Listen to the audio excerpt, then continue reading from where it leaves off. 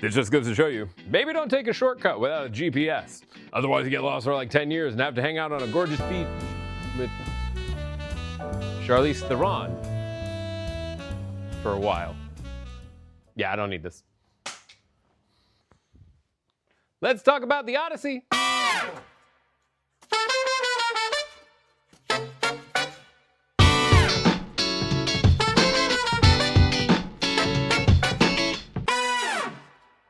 The Odyssey, written and directed by Christopher Nolan, is the film adaptation of Homer's ancient Greek epic poem of the same name. The movie stars Matt Damon, Anne Hathaway, Tom Holland, Robert Pattinson, and Zendaya. The story chronicles the long and perilous journey of Odysseus, the Greek king of Ithaca, played by Damon as he attempts to return home after the events of the Trojan War. Throughout his journey, he is waylaid by mythical beings, angry gods, and the treacherous, unforgiving sea itself. All the while in Ithaca, his wife, Queen Penelope, played by Hathaway, and Telemachus, played by Holland, fend off an array of suitors seeking the queen's hand in marriage and Odysseus' throne by any means necessary. It is now up to Odysseus to brave the troubled waters, treat with the gods, and make his way back home to expel those within his abode and reunite with his beloved wife and son. This story has been around for quite some time, about 2,800 years or so, and has had several interesting and diverse interpretations of it over the years.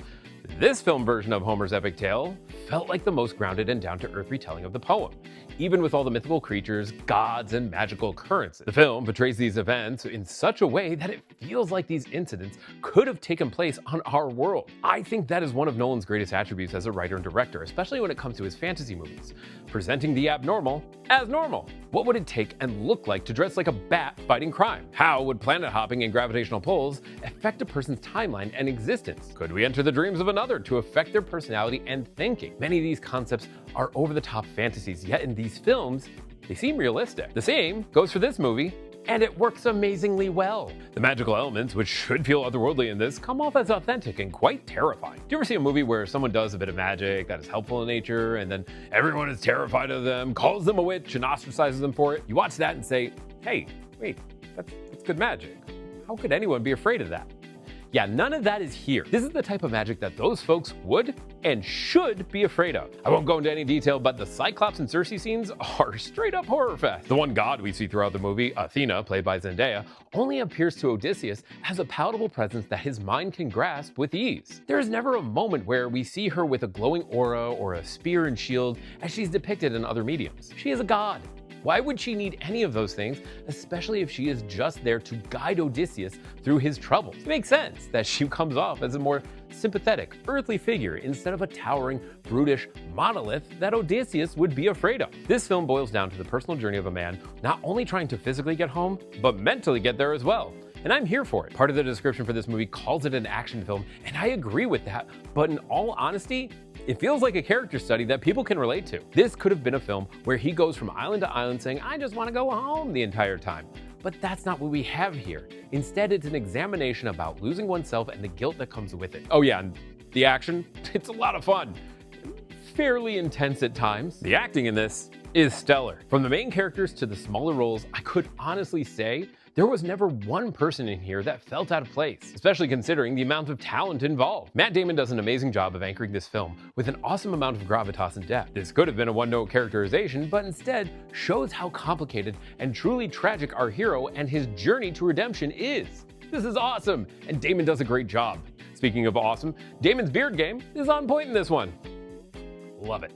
Anne Hathaway has some great moments here with several amazing monologues that remind us of how good of an actor she is, presenting an immeasurably strong-willed woman who is just longing to have her partner back at her side. Robert Pattinson has a very punchable face throughout this film, and it's not the groan-worthy punchable from Twilight. This is great acting punchable, where he plays such a slimy, conniving character that I can't wait for some kind of comeuppance for him in the film. Smarmy little mother. Just want to kick you. Great job, man. It's good stuff. There are a few famous actors in this with smaller roles as well. Elliot Page, Zendaya, Charlize Theron, John Barenthal, Mia Goth, Samantha Morton, Hamish Patel, Lupita Nyong'o, and John Leguizamo, just to name a few. A lot of these performances, while smaller, seriously, Elliot Page is in the movie for 5 minutes and 30 seconds, and Lupita Nyong'o's in it for 3 minutes and 42 seconds, have a lot to offer this film.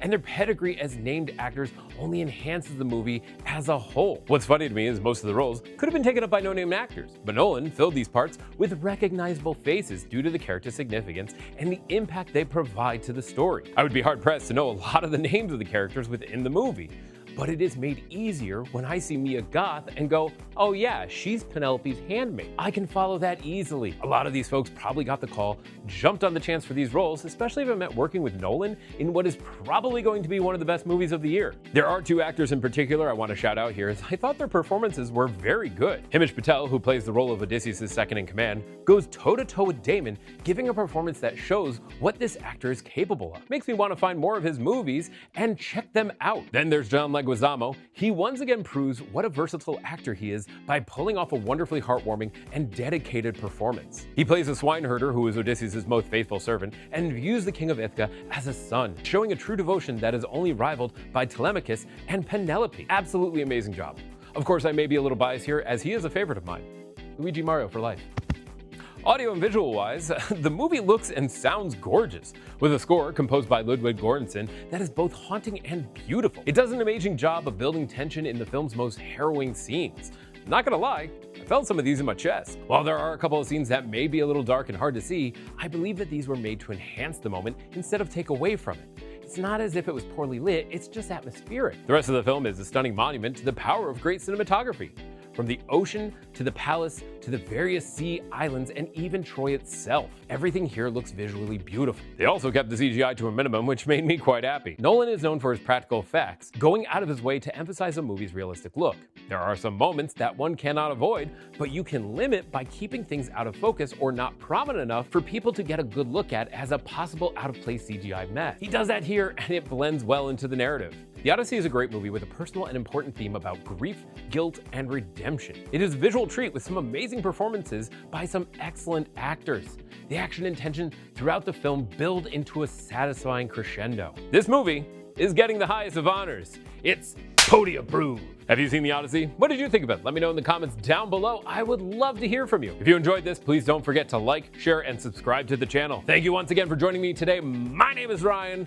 This has been Podie Productions, and I hope you have an unperilous journey over the waters, into the depths of the sea. Don't go into the depths of the sea. That's bad. So